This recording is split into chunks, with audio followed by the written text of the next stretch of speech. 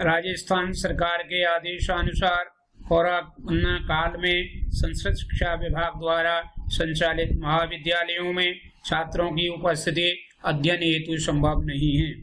अतः राज्य सरकार के आदेशानुसार छात्रों को ई कंटेंट के माध्यम से न्याय दर्शन विभागाध्यक्ष डॉक्टर लक्ष्मी नारायण शर्मा, राजकीय महाराज आचार्य संस्कृत महाविद्यालय गांधीनगर जयपुर में स्थित शास्त्री तृतीय वर्ष के पाठ्यक्रम में निर्धारित पाठ्य पुस्तकों के अध्ययन को मैं ई कंटेंट के माध्यम से आप छात्रों के हित के लिए मैं प्रस्तुत कर रहा हूँ। प्रिय छात्रों, यह न्याय प्रदीप ग्रंथ के रचयिता पंडित गंगा सहाय शर्मा हैं और इस ग्रंथ को संस्कृत विश्वविद्यालय के द्वारा शास्त्री तृतीय वर्ष के द्वितीय पत्र में 100 अंक का निर्धारित किया है, जो कि आज मैं आपके सम्मुख ई कंटेंट के माध्यम से इस ग्रंथ को प्रस्तुत कर रहा हूँ। ग्रंथकार ने न्याय प्रदीप ग्रंथ के आरंभ में मंगलाचरण प्रस्तुत किया है। श्री गणेशाय नमः, श्री परमेश्वराय नमः, सतां सगा सतो भिक्षा कणां संग्रेय यत्नता सर्वे सुतो ईश्वरयो चरणयो रूपदा काचिदर्प्यते।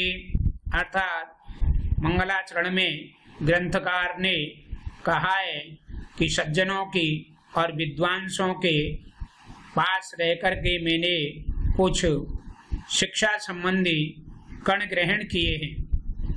इन ग्रहणों को संग्रहित करके मैं भगवान के चरण कमलों में अर्पित कर रहा हूँ और इसके करने से यह ग्रंथ जो है निर्विघ्नतया संपन्न होगा।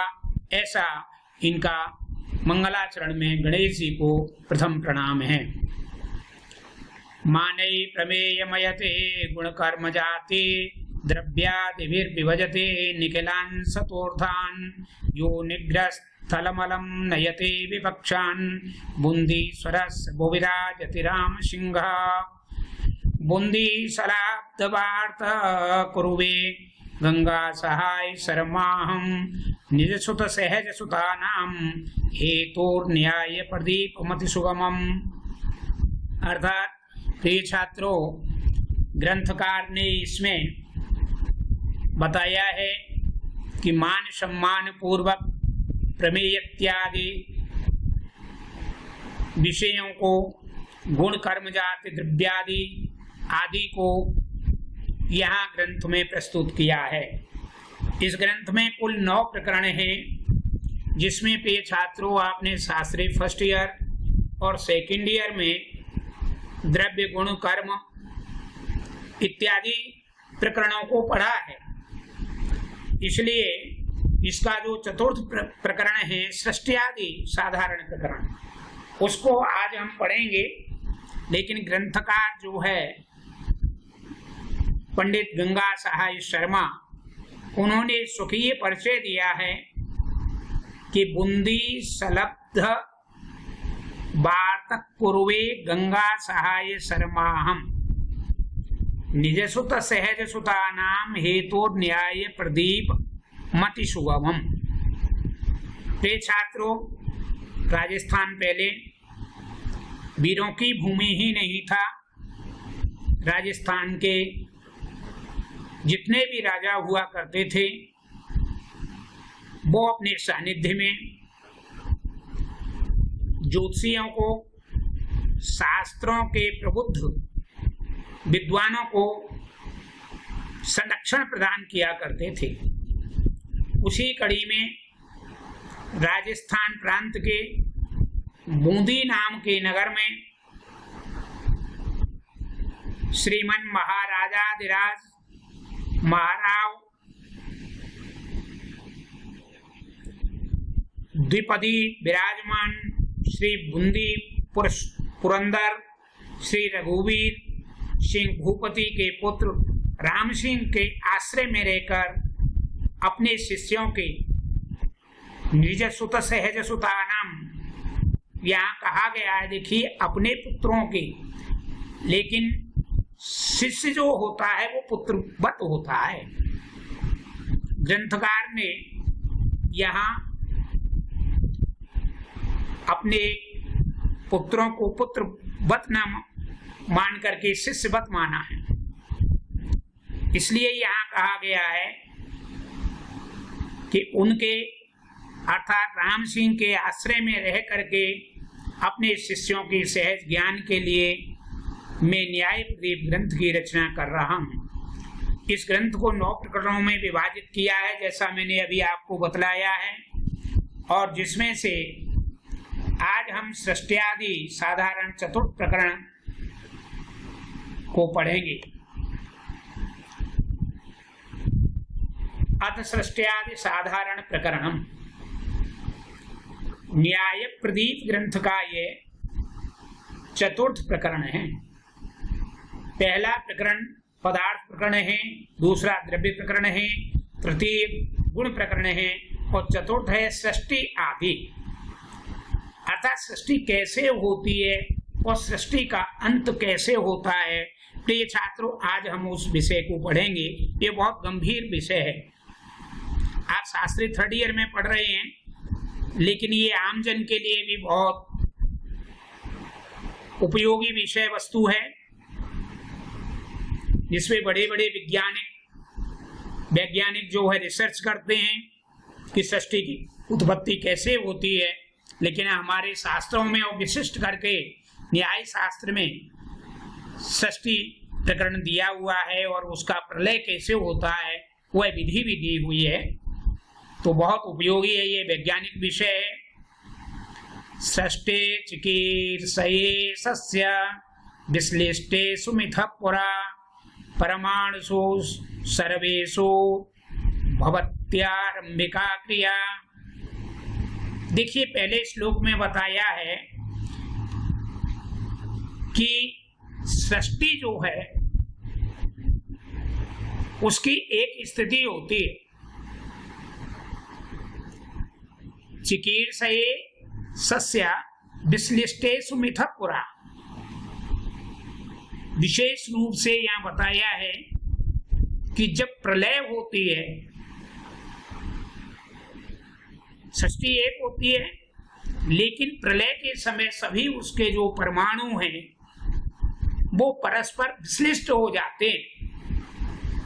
अर्थात विश्लिष्ट का अर्थ है पृथक पृथक हो जाना, अलग अलग हो जाते हैं। और जब ईश्वर की इच्छा होती है, सृष्टि करने की इच्छा होती है, तब वह परमाणु चिकीर्षा से, भगवान की इच्छा से सभी परमाणु आरंभिक क्रिया में उत्पन्न होकर के एक हो जाते हैं। द्वितीय श्लोक में बताया है कैसे एक होते हैं। देखिए, यहां से सृष्टि का क्रम चलता है। तेषु द्वयोर्योगा जायते द्यणुकास्तथा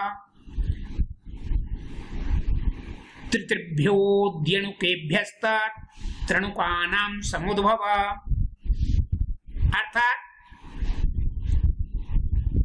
जैसे ही सृष्टि करने की इच्छा होती है भगवान की, तो 2-2 परमाणुओं के संयोग से द्वणुक की उत्पत्ति होती है। तदनंतर 3-3 द्वणुकों के संयोग से त्रणुकों की उत्पत्ति हो जाती है। आपके समक्ष देखिए, ये एक चित्र है जिसको आप देख रहे हैं। ये सृष्टि की उत्पत्ति का चित्र है। द्वयणुक अवलिक त्रयणुक दिया हुआ है। इस चित्र में आप पृथ्वी देख रहे हैं। इस पृथ्वी के अंदर पृथ्वी, जल, तेज, वायु, ये चारों तत्व विद्यमान है। 5वां तत्व है इसमें आकाश। कितनी करोड़ योनियां इस संसार में उत्पन्न होती हैं सृष्टि जो है इसी को कहते हैं। ऐसा नहीं है कि मनुष्य का जन्म ही सृष्टि है। सृष्टि की उत्पत्ति में अनेकानेक योनियों का उद्भव होता है, जिसमें द्वयणुक और त्रयणुक इन सबका संयोग जो होता है वो सृष्टि के द्वारा होता है।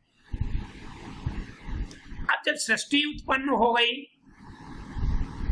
तो यह कहते हैं सृष्टि का प्रलय कैसे होता है। कहते हैं वो जीव मर गया, वो प्राणी मर गया, मृत्यु हो गई। तो सृष्टि की उत्पत्ति जो आपने देखी कि द्वयणुक और त्रयणुक के संयोग से सृष्टि की उत्पत्ति हुई, इस उत्पत्ति को हमारे न्यायिक मानते हैं। सृष्टि जब हो गई तो इस सृष्टि का प्रलय किस रूप में होता है वो भी शास्त्र में इसका विचार किया गया है, शास्त्रों में।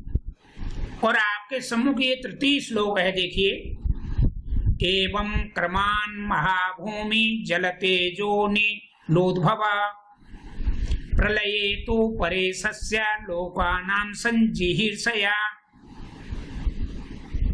पराणुष्वेव चारंबा प्रतिद्वंदी क्रिया भवेत् तेषां द्वयोर्योग नासाद्यणुकनाशनम। अर्थात यह बताया है, देखो तीसरे श्लोक में बताया है कि यहाँ जो उत्पत्ति सृष्टि जो है क्रम से होती है, व्यतिक्रम से कभी सृष्टि नहीं होती। सृष्टि हमेशा क्रम से होती है। जैसे आपने देखा होगा नारियल का वृक्ष होता है, नारिकेलम। नारिकेल के अंदर जड़ से जल बढ़ता बढ़ता जाकर के ऊपर एक नारियल का फल लगता है, उसके अंदर जल होता है। जल में सनई सनई धीरे धीरे जलबिंदु निपाते न, जल की बूंद गिरने से उसमें एक सृष्टि का अंडाकार खोपड़ा जिसको कहते हैं वो उत्पन्न होता है। उसके 3 आवरण होते हैं।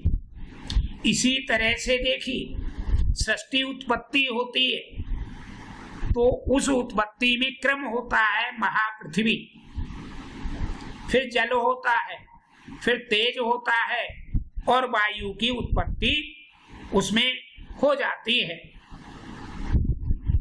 ये इनका क्रम होता है सृष्टि का। लेकिन जब प्रलय काल होता है तो प्रलय काल में परमात्मा के लोक की संजिहीर्षा से, अर्थात परमात्मा की इच्छा से ही तो सृष्टि होती है, परमात्मा की इच्छा से ही प्रलय होता है। तो संजिहीर्षा इत्यस्य अर्थः यानी हरण करने की इच्छा, प्रलय करने की इच्छा से जो सृष्टि में परमाणु की आरंभक क्रिया हुई थी, द्वयोर या त्रित्रयो द्वयणुक या त्रेणुक के द्वारा सृष्टि हुई थी, उसी क्रिया से प्रतिक्रिया द्वंद्विक क्रिया अर्थात आरंभ के विरुद्ध पार्थक्य क्रिया उत्पन्न हो जाती है। और सभी अणु प्रलय के काल में क्या हो जाते हैं, पृथक पृथक हो जाते हैं।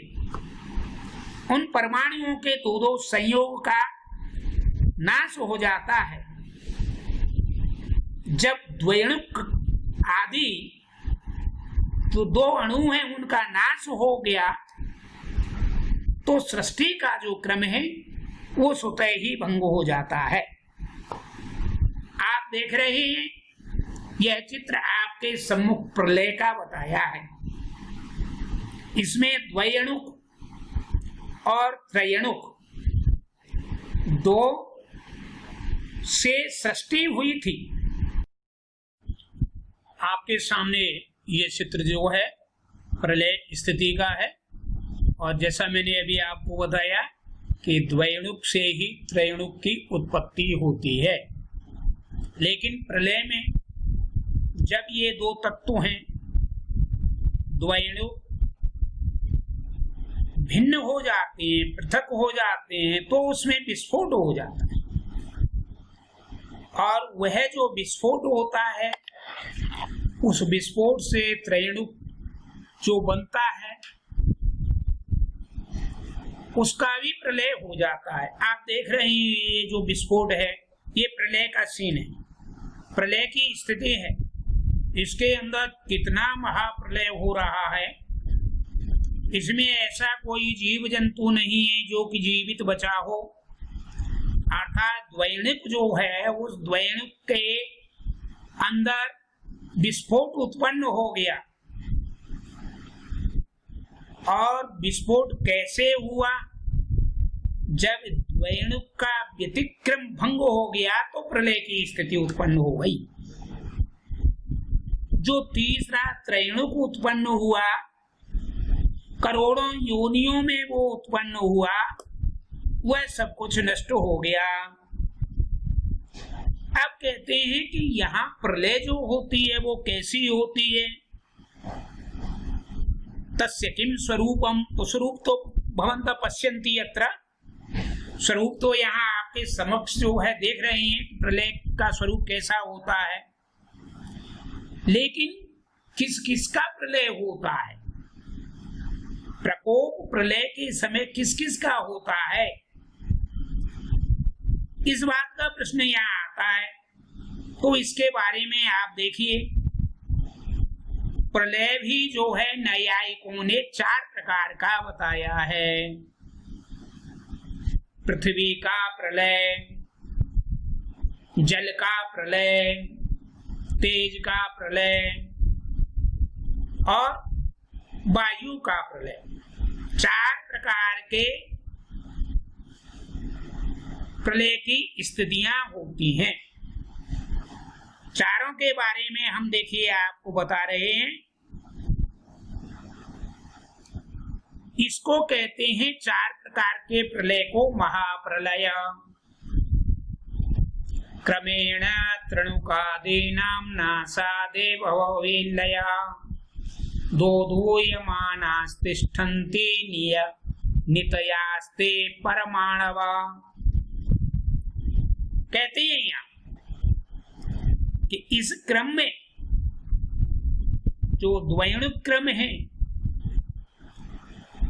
उसमें जब विसंगति आती है तो क्रमेण त्रणुकादिकों का नाश हो जाता है। अर्थात जो द्वैणु द्वैणु करके त्रिसुरेणु की जो उत्पत्ति हुई उसमें नाश से प्रलय हो गया। कैसे? आप लोग बच्चे हैं जरा, लेकिन समझे देखो। कहते हैं उसके गर्भपात हो गया। गर्भपात कैसे हो गया भाई? जो द्वैणुक मिलकर के और त्रैणुक की उत्पत्ति हुई, लेकिन उसमें कोई वायरस उत्पन्न हो गया, कोई व्यतिक्रम हो गया, उससे गर्भपात हो गया। अर्थात त्रैणुक उत्पन्न हुआ, लेकिन उसमें व्यतिक्रम होने से प्रलय की स्थिति बन गई। वो अल्प प्रलय है, महाप्रलय नहीं है, अल्प प्रलय। और प्रलय में नित्य परमाणु जो होता है वह फिर भी थोड़ा बहुत गतिशील रूप से स्थिर रहता है, लेकिन उसकी क्षमता जो है बहुत न्यून होती है, जिसके कारण वह द्वैणुक त्रैणुक में परिवर्तित नहीं हो सकता। इसलिए आगे कहते हैं 6ठे श्लोक में, सर्वकार्य द्रव्यनाश रूपो असावान्तरोलय अनित्याकारि मात्रस्य नाशमाहुर्महालयम्। देखिए कैसे बहुत सुंदर उदाहरण यहाँ दिया है कि समस्त कार्य जो हैं, जितने भी द्रव्य हैं, उनके रूपों का नाश होता है, उसको अवान्तर लय माना जाता है। कैसे? आपको एक उदाहरण बता रहा हूं।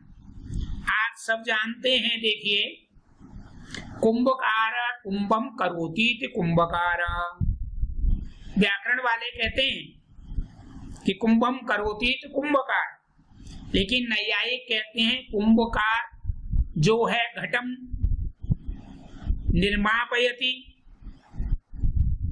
सह कुंभकार, जो घट का निर्माण करता है, घड़े का जो निर्माण करता है, वह कुंभकार है। तो कैसे करता है आप जानते हैं?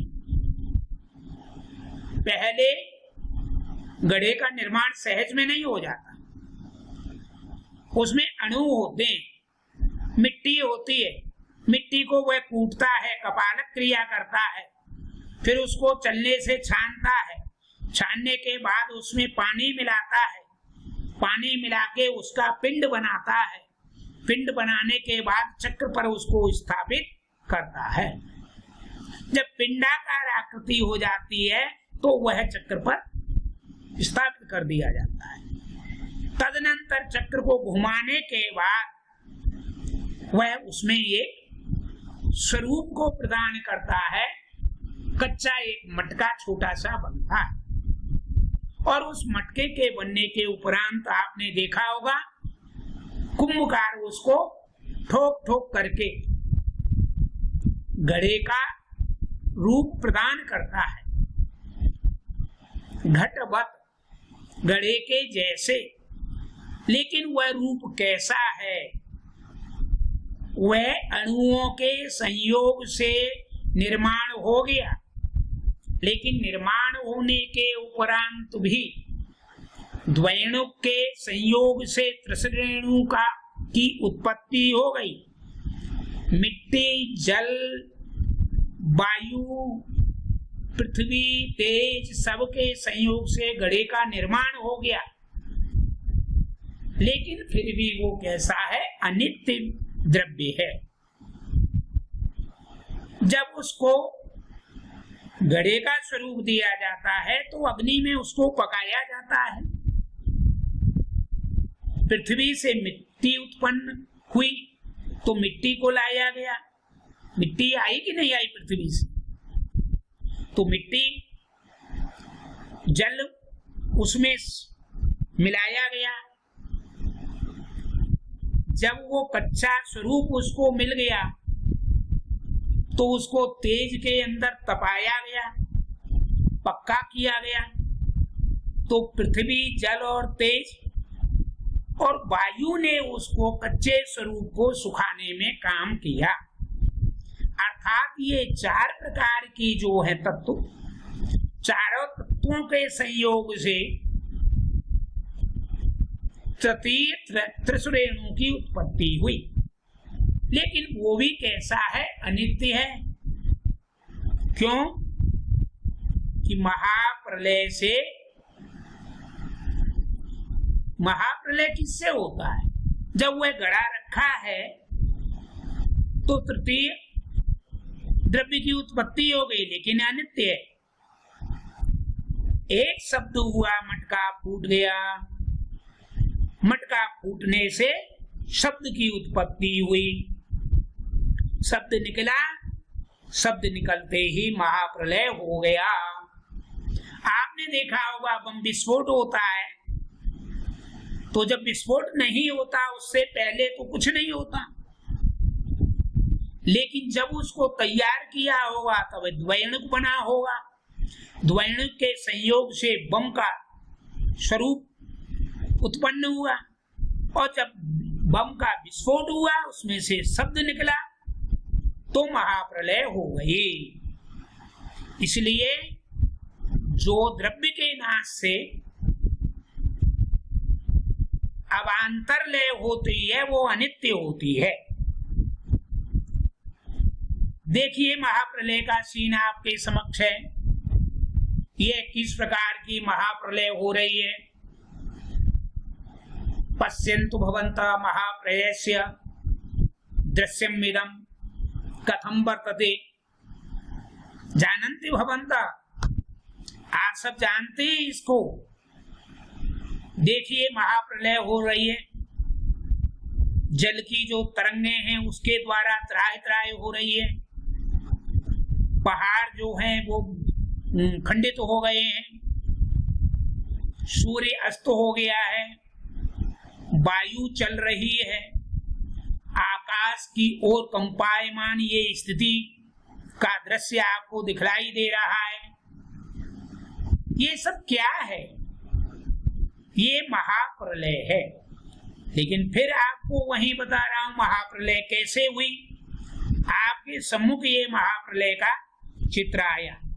ये महाप्रलय देखिए, नैयायिकों ने 4 प्रकार के महाप्रलय बता दिए। नैयायिका अथान्ये तो चतुर्धा लय मुचिरे दैनम दिनो वन वहम प्राणिन नाशो ब्राह्मो विधे निशि। अतः नैयायिकों का विचार है कि 4 प्रकार का मत है उनका कि 4 प्रकार के प्रलय माने गए हैं। पहला पृथ्वी प्रलय, दूसरा जल प्रलय, तीसरा तेज प्रलय और चौथा वायु प्रलय। ये 4 प्रकार के प्रलय जो है प्रतिदिन निरंतर जो है किसी न किसी रूप में प्राणियों का प्रलय करते हैं,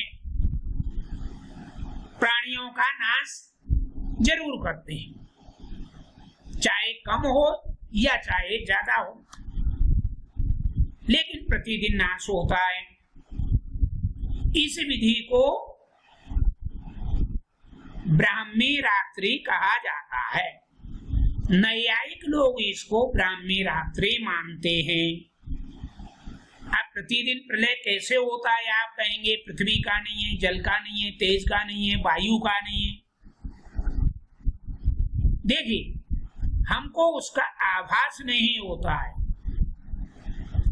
प्रतिदिन प्राणियों का नाश होता है। आप रास्ते में चल रहे हैं, पैदल जा रहे हैं, चींटियां हैं, चींटियों की मृत्यु हुई तो सूक्ष्म जीव है लेकिन उसका नाश हुआ। इस प्रकार के अनेकानेक जो जीव हैं जिनकी मृत्यु होती है, कई स्थानों पे बाढ़ के आने से हो गई तो बाढ़ का आगमन जल प्रलय हो गया। कई स्थानों पर जो है अग्नि के प्रकोप से हो गया, अग्नि लग गई वहां हो गया। कई स्थानों पर तेज वायु चक्र आ गया समुद्री तट पर तो वहां वायु से प्रलय हो गया। कई स्थानों पर पृथ्वी का विस्फोट हो गया, पृथ्वी फट गई, बिजली गिर गई। ये सब अनायास जो हैं प्रलय हैं और ये 4 प्रकार के प्रलय माने गए हैं, ऐसा नैयायिकों का मत है। लेकिन इसमें भी नैयायिकों के मत में भी 4 प्रकार के आप देखिए, ये चारों आपको पृथ्वी जल तेज और वायु प्रलय बता दिए। आगे प्रलय के प्रकार बताए, जो देखिए आपको जल प्रलय देख रहे हैं, भूमि प्रलय, 4 प्रकार के ये प्रलय आपके समक्ष मैंने प्रस्तुत किए हैं। आगे अब कहते हैं कि जब प्रलय हो जाता है तो जो आत्मा मृत्यु को प्राप्त हो जाती है उस आत्मा को क्या कहेंगे, उसकी क्या गति होती है? उसका नाम है आगे मोक्ष प्राप्ति। अतः सबको मोक्ष मिलता है क्या? ऐसा नहीं, वहां शुभाशुभ कर्म का जो है निर्धारण होता है, उस निर्धारण से मोक्ष से प्राप्ति भवती, ऐसा वेदों में भी बताया है। नैयायिक लोग भी ये कहते हैं कि मोक्ष की प्राप्ति किसे होती है? के उपरांत मोक्ष प्राप्ति जो द्वैणुक से उत्पन्न त्रैणुक है, उस त्रैणुक का प्रलय हो गया। प्रलय होने के उपरांत मोक्ष के बारे में देखिए बताया है, विधे मृतो प्राकृतिको मोक्ष आत्यंतिको लय मीमांसका अनादित्वान् ऊचुः षष्टिलयाभिः। अर्थात यहाँ इस श्लोक में कहा है कि विधि के मर जाने पर, विधे मृतौ, विधि की मृत्यु हो जाने पर प्राकृतिको मोक्ष, आत्यांतिक का लय तथा प्राकृतिक मोक्ष माना जाता है। यहाँ ये न्यायिकों का मत नहीं है, ये मत जो है मीमांसकों का है।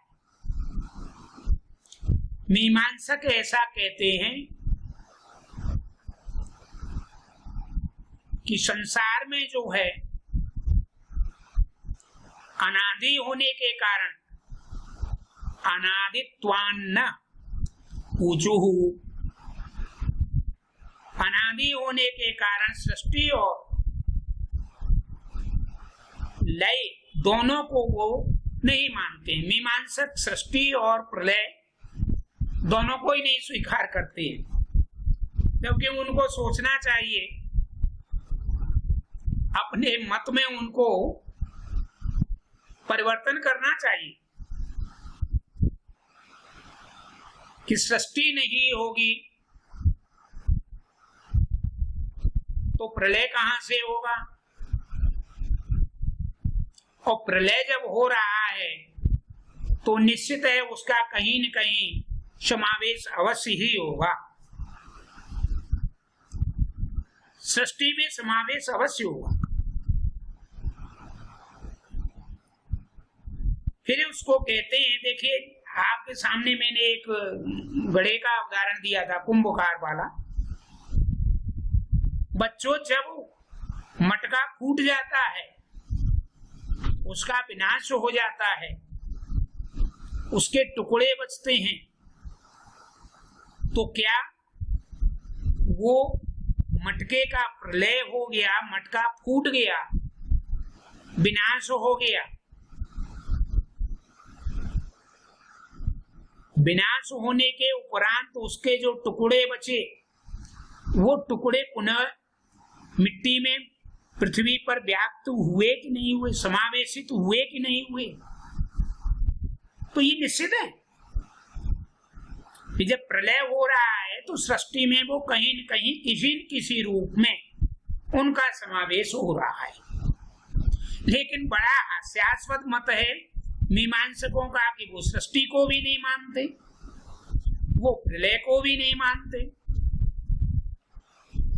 तो उन मीमांसकों से ये पूछा जाए कि आपकी सृष्टि कहां से हुई और क्या आपकी प्रलय नहीं होगी? आज अजर और अमर है क्या? इस प्रकार का जो है मीमांसकों का ये कुतर्क है, जो कि सृष्टि और प्रलय को नहीं मानते। जो शुभ कर्म करते हैं वो शुभ फल की प्राप्ति करते हैं, जो अशुभ कर्म करते हैं वो अशुभ फल की प्राप्ति करते हैं। गीता में भी यही कहा गया है, शुभस्य, शुभ और अशुभ का जो फल है वैसा ही होता है। अरे आप नीम का वृक्ष बोदो और आम के फल की जिज्ञासा करो तो कैसे प्राप्ति हो सकती है? नीम के वृक्ष पर तो नीम की निबोरी ही मिलेगी। बमूल के वृक्ष बोने से आंगन में कांटे ही उत्पन्न होंगे। और फिर भी मीमांसक इस बात को स्वीकार नहीं कर रहे हैं। बड़ी हास्यास्पद बात है। प्रिय छात्रों, आप पढ़ोगे, विद्या ग्रहण करोगे, ज्ञानवान बनोगे। विद्या नहीं पढ़ोगे, शास्त्रों को नहीं पढ़ोगे, शास्त्रों का अवलोकन नहीं करोगे, तो आप ज्ञानवान नहीं बनोगे, अज्ञान कहलाओगे। क्योंकि आपने शास्त्रों का अवलोकन किया ही नहीं। अभी जो आपकी पाठ्यक्रम में निर्धारित पुस्तकें हैं उनको नहीं पढ़ेंगे, अवलोकन नहीं करेंगे, तो प्रश्नोत्तर जो है समुचित प्रकार से नहीं दे सकेंगे। परिणाम क्या होगा? विपरीत परिणाम प्राप्त होगा। इसलिए शास्त्रों का ज्ञान अपेक्षित है। हम ये कंटेंट के माध्यम से आपको पढ़ा रहे हैं प्रिय छात्रों, क्योंकि राज्य सरकार का निर्देश है। लेकिन कुछ न कुछ तो आपको मिलेगा ही ज्ञान। और ऐसा नहीं है कि आप ई कंटेंट के माध्यम से पढ़ लिए और जो आपके पास में पुस्तकें हैं उनको अवलोकन ही नहीं करें। उनका अवलोकन भी अवश्य करना चाहिए, उनको पढ़ना चाहिए। जब मूल पढ़ोगे तो निश्चित है आपको इस ज्ञान की उत्पत्ति हो जाएगी कि हाँ, गुरुजी ने आपको जो है प्रलय की 4 अवस्थाएं पढ़ाई थी, वो ये हैं। फिर रटने की जरूरत नहीं। ठीक है ना? इसलिए आगे हम आपको फिर इसमें बता रहे हैं 9वें श्लोक में कि परमाणु गुणैरेव सिद्धि मीमि घटादिकम तदन्य कल्पना पार्थे इत्यादौ बौद्धमतम बचा। अर्थात बुद्धिस्ट जो लोग हैं, 6 दर्शन हैं, 6 दर्शनों में से मीमांसक का मत आ गया, न्यायिक का मत आपने मूल पढ़ाई है, उस पर सबने प्रश्न खड़ा कर दिया। अब बौद्धों का मत क्या है? बौद्ध कहते हैं कि परमाणुओं का जो समूह है वह पृथ्वी से उत्पन्न होता है। ये कुछ बात जचती है। छोटे छोटे अणुओं से परमाणु की उत्पत्ति होती है और निश्चित है ये अणु कहां से उत्पन्न होते हैं? पृथ्वी से उत्पन्न होते हैं। आप देखना कभी गिलास में जल लेकर के जल डालोगे तो उस जल के अंदर छोटे छोटे अणु नजर आएंगे और उन अणुओं से परमाणु की उत्पत्ति हो जाती है एकत्रित होने पर। तो कहते हैं घटादि की सिद्धि होती है, यानी अणु से मिलकर के, अणुओं के मिलने से परमाणु की सिद्धि हो गई, उत्पत्ति हो गई। उन परमाणुओं से भिन्न जो पदार्थ की कल्पना है, अणु अणु से परमाणु और परमाणुओं से पदार्थ की कल्पना की गई, वो पदार्थ की कल्पना जो है अपार्थ है, निष्प्रयोजन है। परमाणु से भिन्न पदार्थ की कल्पना जो की जा रही है वो निष्प्रयोजन वाली है, लेकिन अणु अणु से परमाणु की जो कल्पना है वो प्रयोजनवादी है। उससे आपके कार्य की सिद्धि अवश्य ही होगी। ऐसा बौद्ध दार्शनिकों का मत है। तो ये बात तो उनकी बिल्कुल हमारे भी समझ में आ रही है, आपके भी समझ में आ रही होगी कि द्वणु के संयोग से ही तृतीय की उत्पत्ति होती है। देखिए यहां कहा है 10वें श्लोक में, किस्योर्नित्यायेव खात् पंच सामान्याद्यास्त्रयोऽपि च अन्योन्यात्यन्ताभावो चाथा नित्या एव वासना। अर्थात यहाँ कहते हैं ये कि आकाश सहित, आकाश से गणना करते हैं तो आकाश, काल, दिक्, आत्मा, मन, ये 5 जो हैं नित्य हैं। आकाश भी नित्य है। आप आकाश को देखते हैं, आकाश कभी नीचे नहीं उतरा। काल जो है, दिन और रात का चक्र है, ये नित्य है, रोजाना यही क्रम चलेगा। पूरब, पश्चिम, उत्तर और दक्षिण ये 4 दिशाएं हैं, चारों यथावत रहेंगी। ऐसा नहीं होगा कि पूरब दिशा उत्तर में चली जाए और उत्तर दिशा दक्षिण में चली जाए। इनमें स्थायित्व है, नित्य है। आत्मा जो है, आप देखते हैं, जीवात्मा हो या परमात्मा हो, ये आत्मा भी नित्य है। आत्मा नित्य नहीं है। ये एक शरीर को छोड़ के दूसरे शरीर में प्रवेश कर जाती है। और मन, जिस शरीर में आत्मा प्रवेश करती है उसमें मन विद्यमान होता है, ये नित्य है। इसलिए यहाँ कहा है कि सामान्य आदि जो हैं वो 3 भी नित्य रूप हैं। और इसके साथ जो अत्यंता भाव है और अन्योन्या भाव, ये दोनों भी भाव नित्य हैं। अन्योन्या भाव और अत्यंता भाव भी नित्य माना गया है। लेकिन प्रिय छात्रों, वासना जो है वो अनित्य होती है। वासना जो है अनित्य होती है। कैसे होती है? घटवता, घड़े के जैसे होती है। घड़ा संयोग से तैयार हुआ, पानी भरा, प्यास बुझी, पानी पिया, लेकिन कल्पना ये की कि ये घड़ा 100 साल चलेगा। ऐसा नहीं भैया, ये घड़ा तो क्षण में ही फूट गया। शब्द हुआ, वो जो शब्द हुआ वो नित्य है। लेकिन घड़ा जो है फूट गया, तो वो वासना भी घड़े के जैसे है कि आपके द्वारा की गई वासना भी अनित्य होती है।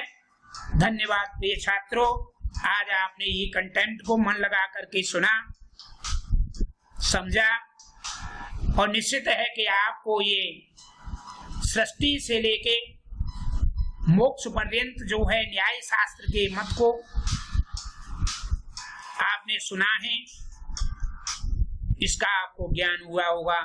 धन्यवाद।